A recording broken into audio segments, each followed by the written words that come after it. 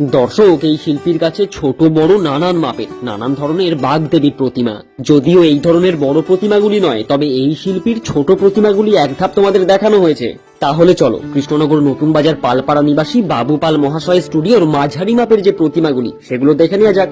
বুড়ো পাল অথবা বাবু পাল শিল্পীদের এই নামে কৃষ্ণনগরে প্রায় সকলেই চেনে। এখানে আমার বিশেষ ভালো লাগার বিষয়টা কি জানো তো? অভিনবত্ব। বাগদেবীর প্রতিমায় এত ভ্যারাইটি থাকে যে তোমাদের কি বলবো। এই দেখো, এই ছোট প্রতিমাগুলি আগের ভিডিওতে তোমাদের দেখিয়েছিলাম, আশা করি মনে আছে। ওই ছোট নির্মীয়মান প্রতিমাগুলি তোমাদের প্রথম ধাপে দেখিয়েছিলাম, আর এখন দেখতেই পারছো দ্বিতীয় ধাপে বড় এবং মাঝারি আকারের প্রতিমা নির্মাণ চলছে, যা তোমাদের না দেখালেই নয়। এদিকে শিল্পীর শিল্পকৌশলতার প্রশংসার্থে আমার বোধহয় শব্দ প্রয়োগের খুব একটা প্রয়োজন নেই, তার কারণ প্রতিমাই সেই কথা বলে দিচ্ছে। আমাকে অনেকেই দাম সম্পর্কে জিজ্ঞেস করে, তাদের জন্য বলি আনুমানিক 2000 টাকা থেকে শুরু হচ্ছে, তারপর প্রতিমা ভেদে দাম ভিন্ন ভিন্ন।